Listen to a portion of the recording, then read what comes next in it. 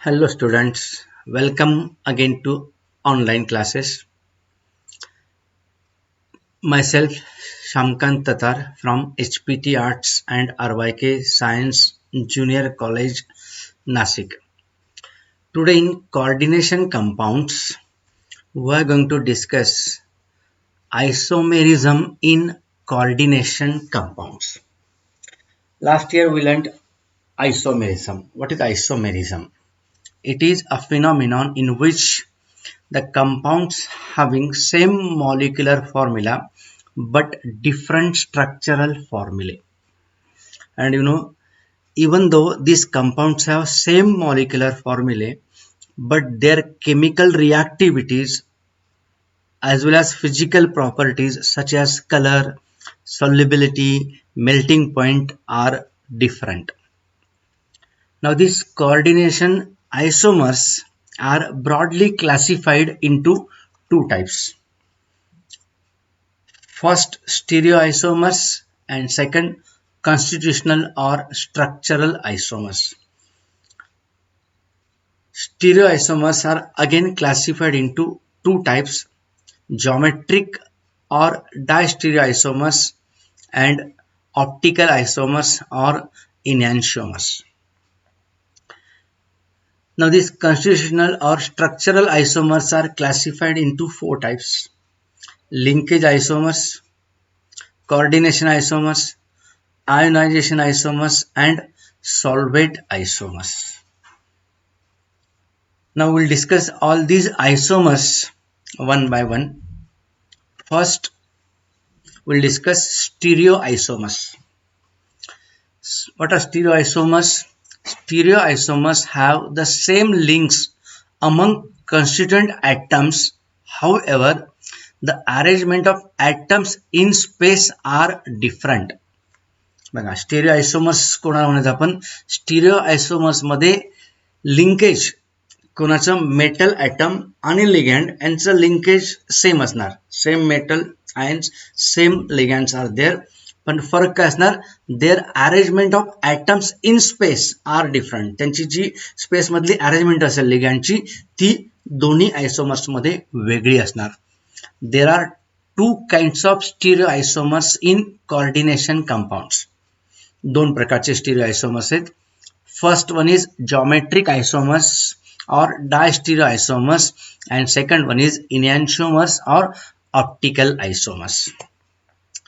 Now we'll discuss geometric isomers or distereoisomers. या दोन मधले जे दोन आहेत geometric आणि enantiomers त्याच्यामधला पहिला आपण आधी डिस्कस करणार आहे geometric isomers.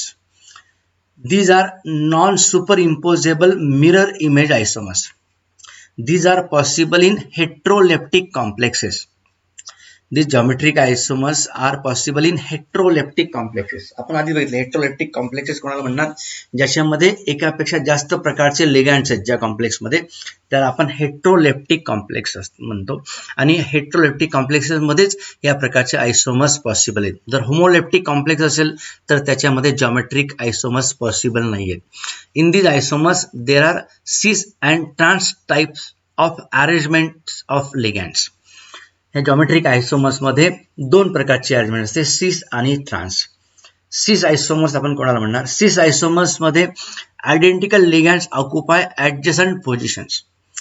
जे दोन सारखे लिगँड्स असतील त्यांची पोझिशन एकमेकांच्या जवळ असणार, ॲडजसंट पोझिशनला दोघं असणार. आणि ट्रान्स आयसोमर मध्ये त्याच्या उलट identical ligands occupy the opposite positions. In cis isomers the identical ligands occupy adjacent positions while in trans isomer identical ligands occupy the opposite positions. आपण एक्झाम्पल बघूया. cis and trans isomers in square planar complexes. The square planar complexes of Ma2B2 and Ma2BC type.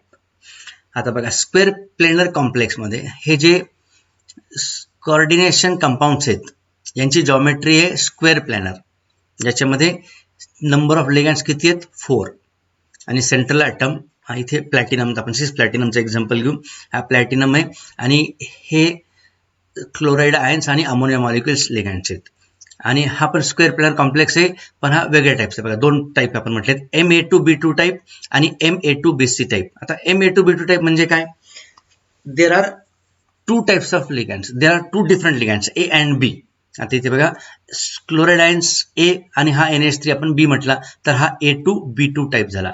दोनच प्रकारचे लिगँड्स आहेत, दोन ए टाईपचे आहेत आणि दोन बी टाईपचे आहेत. मग याच्यामध्ये बघा हा सिस आयसोमर आपण कोणाला म्हणणार? आयडेंटिकल लिगँड्स. बघा हे जे दोन्ही क्लोराइड आहेत ते ऍडजसंट पोझिशन्सला आहेत. तसंच इकडे अमोनिया आयडेंटिकल लिगँड्स आहेत, ते सुद्धा ऍडजसंट पोझिशन्सला आहेत. त्याच्या उलट ट्रान्स आयसोमर बघा, in this case this two identical ligands are in opposite directions, opposite positions. Chloride ions, ammonia ते अपोजिट पोझिशन्समध्ये त्यांची पोझिशन आहे. नंतर सेकंड टाईप Ma2BC टाईप. आता Ma2BC टाईप मध्ये there are three types of ligands, A, B and C. बघा दोन chloride ions आहेत, एक वॉटर मॉलिक्युल आहे, एक अमोनिया मॉलिक्युल आहे. म्हणजे Ma2BC type. Now in this case these two chloride ions identical ligands occupy adjacent position. हे झाला सिस आयसोमर. त्याच्यावर ट्रान्स आयसोमर मध्ये बघा, this two identical ligands chloride ions are in opposite directions, opposite पोझिशनला दोन्ही क्लोराइड आयन्स आहेत, आयडेंटिकल लिगँड्स. त्याला म्हणणार आपण trans isomer. Cis isomer identical ligands present at same position, while in trans isomer in opposite directions. Next, cis and trans isomers in octahedral complexes.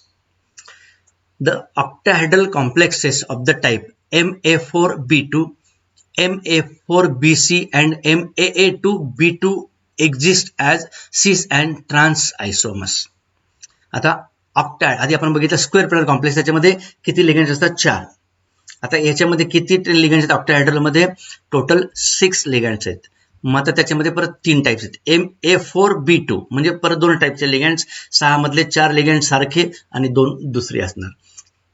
Ma4BC टाईपमध्ये 4 लिगँड्स सारखे आणि B आणि C म्हणजे 2 अजून वेगवेगळे असणार. नंतर Ma2B2 टाईप, याच्यामध्ये परत 2 A आणि 1 B, A2B2 टाईप, असे हे 3 प्रकारचे टाईप्स आहेत ऑक्टाहेड्रल कॉम्प्लेक्सेस मध्ये. त्याच्यामध्ये सुद्धा आपल्याला सिस आणि ट्रान्स आयसोमर्स पॉसिबल आहेत. इथे बघा आपण पहिलं एक्झाम्पल बघू आपण. Ma4B2 टाईप हा कंपाऊंड बघा आपण, याच्यामध्ये बघा there are 4 ammonia ligands, 4 ammonia neutral molecules and 2 chloride ions आहेत. आणि सगळे जे सारखे लिगँड्स आहेत ते ऍडजसंट पोझिशनला आहेत. हे 2 क्लोरीन सुद्धा हे ऍडजसंट पोझिशनला आहेत. तसंच तिकडे ट्रान्समध्ये बघा आयडेंटिकल लिगँड्स, हे बघा अमोनिया हे अपोजिट पोझिशन्सला आहेत. तसंच हा क्लोराईड सुद्धा अपोजिट पोझिशनला असले तर ट्रान्स आणि ऍडजसंट पोझिशनला असले तर सिस. हा झाला cis and trans isomer of this type Ma4B2 type. नंतरचं बघा पुढचा टाईप आहे आपला Ma4BC टाईप. A4 हे बघा 4 सारखे आहेत, NH3 आणि हे 2 वेगळे आहेत, एक Br आहे आणि एक क्लोराइड आयन आहे. मग याच्यामध्ये हे जे 4ही अमोनिया मॉलिक्युल्स आहेत ते ऍडजसंट पोझिशनला आहेत आणि हा क्लोराइड ब्रोमाइड वेगळ्या पोझिशनला आहेत. आणि इकडे बघा ट्रान्समध्ये तेच 4ही अमोनिया मॉलिक्युल्स कसे आहेत, त्यातले 2 ह्या साईडला आहेत आणि 2 ह्या साईडला आहेत, म्हणजे त्यांची अपोजिट पोझिशनला आयडेंटिकल लिगँड्स आहेत. हे झाले ट्रान्स आयसोमर. नंतर नेक्स्ट टाईप आहे तुमचा Aa2B2 टाईप. इकडे बघा AA2 इथिलीन डायमाइन म्हणजे हा AA2 झाला आणि हे 2 क्लोराइड आयन झालेत, म्हणजे हा बायडेंटेड लिगँड्स आहेत तिथं. म्हणजे एकूण हे 4 आणि हे 2 असे 6 लिगँड्स, 6 कोऑर्डिनेशन नंबर आहेत. आता याच्यामध्ये सिस आयसोमर, ज्याच्यामध्ये हे बघा 2 सारखे लिगँड्स आहेत ते ऍडजसंट पोझिशनला आहेत आणि हे जे सारखे लिगँड्स आहेत तिथे अपोजिट पोझिशनला आहेत. म्हणजे सिस आयसोमर identical ligands occupy adjacent positions. In trans isomer identical ligands occupy opposite positions. Then optical isomers, which are also known as enantiomers. The complex molecules or ions that are non-superimposable mirror images of each other are enantiomers. आपण halogen derivatives मध्ये पण enantiomers बघितलेत. Non superimposable mirror images of each other are known as enantiomers. The non superimposable mirror images are chiral. Enantiomers have identical properties, however, differ in their response to the plane polarized light. The enantiomer that rotates the plane of plane polarized light to the right, that is clockwise, is called dextroisomer, while the other that rotates the plane to the left, that is anti-clockwise direction, is called Leo-isomer. इनॅन्शिओमर्स मध्ये बाकीच्या तुमच्या property सारख्या असतील, पण optical property मात्र त्याच्या वेगळ्या असतील. Wien these isomers rotate the plane of plane polar light either towards right or towards left. The isomers which rotates the plane to the right is known as dextro, and which rotates the plane to the left is known as Leo isomer. See these two isomers, these are non-superimposable mirror images. One is dextro, other is Leo.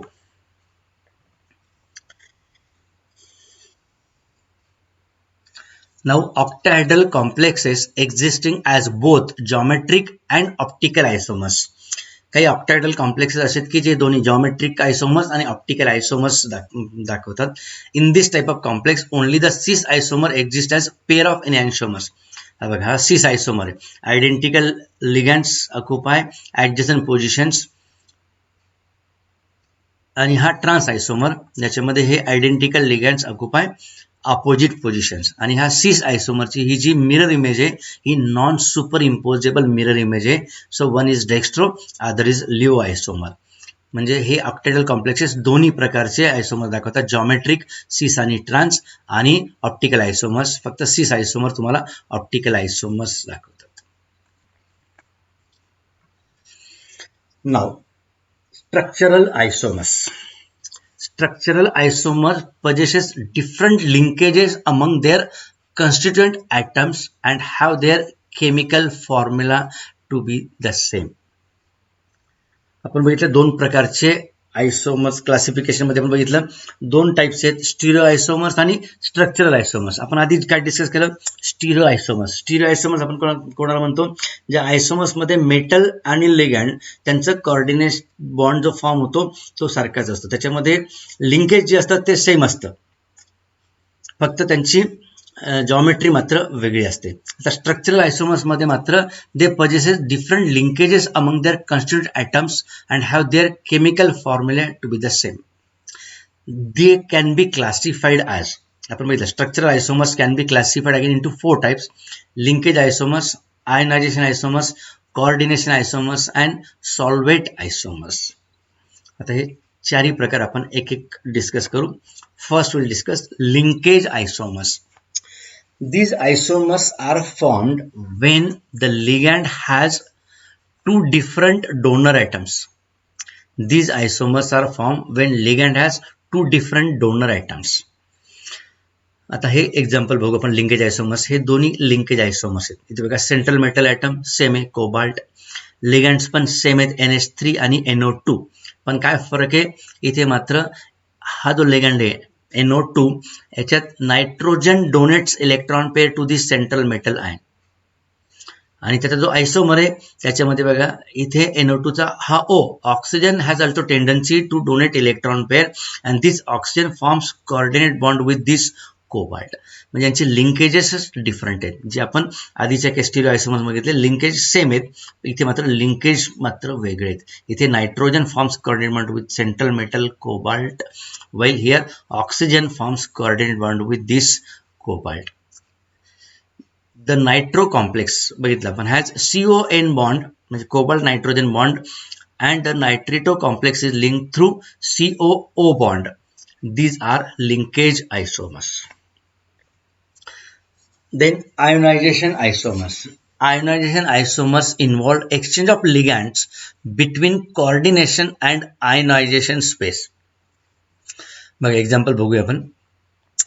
CONH35SO4Br आणि दुसरा आहे CONH35BrSO4. बघा what is the difference between these two compounds. Here sulphate is present in coordination square ब्रॅकेटमध्ये sulphate, आणि Br हा आयोनायझेबल spare बाहेर आहे, counter ion ज्याला म्हणतो आपण. इकडे CONH3 Br SO4, इथे Br तुमचा कोऑर्डिनेशन स्पेअरमध्ये आणि सल्फेट तुमचा आयोनायझेबल स्पेअर आहे. हे दोघांमधला फरक, म्हणून त्याला म्हणायचं ionization isomers. There is in this case exchange of ligands between coordination and ionization space. आपण बघितलं in compound 1 anion sulfate bonded to cobalt is in the coordination pair while bromide is in the ionization pair. In second compound Br is the coordination pair linked to cobalt while sulfate is in the ionization pair. And this complexes in solution ionizes to give differentiations. बघा पहिला जो आयसोमर आहे याच्यामध्ये तुमचा bromide ion ionise होतो आणि इकडे मात्र सल्फेट आयन तुमचा आयनाइज होतो. Then coordination isomers. In coordination isomers, there is interchange of ligands between cationic and anionic pairs of different metal ions. For example, बघा आपण example of coordination isomers. First, cationic and anionic pair बघा, CO cobalt NH36 आणि हा chromium CN6. त्याचे आयसोमर बघा इथे chromium NH36 आणि cobalt CN6. इथे बघा कोबाल्ट बरोबर इथे लिगंड आहे अमोनिया आणि इकडे कोबाल्ट बरोबर आहे सायनाइड. इथे क्रोमियम बरोबर आहे सायनाइड, इथे क्रोमियम बरोबर आहे ammonia. So there is interchange of ligands between cationic and anionic space. This type of isomer is known as coordination isomers. And last, solvent isomers, which are also known as hydrate isomers when water is solvent. These are similar to ionization isomers. Look at these complexes. बघा CrH2O6Cl3 आणि पुढचा आहे CrH2O5Cl2H2O. इकडे बघा हा H2O6, there are 6 water molecules which acts as ligands. While in second isomer, only 5 water molecules are ligands, while this one H2O is present outside this square bracket, that is outside this coordination pair. These are known as solvent isomers. Now we are going to discuss stability of these coordination compounds. The stability of coordination compounds can be explained by knowing their stability constant. Consider the equilibrium for the metal ligand interaction. See this reaction, metal, this ligand n times ligands gives MLN A plus NX minus. हे जे वरती आहेत ते त्यांचे charges आहेत मेटलचा, लिगँडचा आणि ह्या कॉम्प्लेक्सचा. बघा wear AX A plus NX denote the charge on the metal, ligand and the complex respectively. Now the equilibrium constant K is given by, बघा हा equilibrium reaction आहे आणि equilibrium constant काय होतो, K is, what is equilibrium constant? It is nothing but the ratio of concentration of products to the product of concentration of reactants. मग हा productचा concentration divided by product of concentration of reactants, this K. Stability of the complex can be explained in terms of K. Higher the value of K, larger is the thermodynamic stability of the complex. आपण तो coordination compound stable आहे हे आपण केव्हा म्हणणार, it depends upon the value of K. जर K ची value, तुमचा जो इक्विलिब्रियम कॉन्स्टंट आहे त्या कॉन्स्टंटची व्हॅल्यू जर हाय असेल तर आपण म्हणणार तो कॉम्प्लेक्स जास्त स्टेबल असणार. हे बघा एक्झाम्पल आपण बघू. हे 3 प्रकारचे आपण कॉम्प्लेक्सेस घेतलेत, त्यांचं K व्हॅल्यूज दिलेले आहेत. For this AgCN K value is 5.5 into 10⁻13. Second K value is 2 into 10⁻27 for this coordination complex, and for this cobalt the K value is 5 into 10⁻33. Now in this case, which coordination compound is more stable? The last one, because the value of K is greater and hence this coordination complex is more stable. So this stability of coordination compound can be explained by knowing their stability constant K. Now the factors which govern stability of the complex. कुठले factors स्टॅबिलिटीसाठी महत्वाचे आहेत ते आपण discuss करणार आहे. First is charge to size ratio of the metal ion and second one is nature of the ligand. First we'll discuss first factor which governs the stability of the complex, that is charge to size ratio of the metal ion. हा ratio कुठला ratio charge त्या metal वरचा जो charge आहे आणि त्या metal आयनची size ionic size ह्यांचा जो रेशो आहे त्याच्यावरनं त्याच्या स्टॅबिलिटी आपण एक्सप्लेन करू शकू. हायर द रेशो कुठला ratio charge to ionic size ratio higher the ratio greater is the stability. For the divalent metal ion complexes their stability shows the trend. Example दिले वेगळे metal ions आहेत copper nickel cobalt ion manganese आणि cadmium यांचा trend असा दिलेला आहे. सगळ्यात जास्त स्टेबल कुठला आहे कॉपर आणि सगळ्यात लिस्ट कुठला आहे कॅडमियम. मग the above stability order is called Irving William order. In the above list, both copper and cadmium have the same charge, that is +2. बघा या सगळ्या मेटल आयनवरती चार्ज काय सेम आहे +2. त्याच्यामुळे आपण जो रेशो बघणार आहे चार्ज टू साइज, आता वरचा न्यूमरेटर चार्ज सगळ्यांचा सारखा आहे +2. आता फक्त size ratio ionic size matter करणार. In the ionic radius of copper is 69 picometer and that of cadmium is 97 picometer. The charge to size ratio of copper is greater than that of cadmium naturally. आता बघा कॉपरची ionic size किती आहे 69 आणि कॅडमियमची किती 97 आणि आपला जो आयोनिक साइज आहे ती आपली डिनॉमिनेटरला आहे.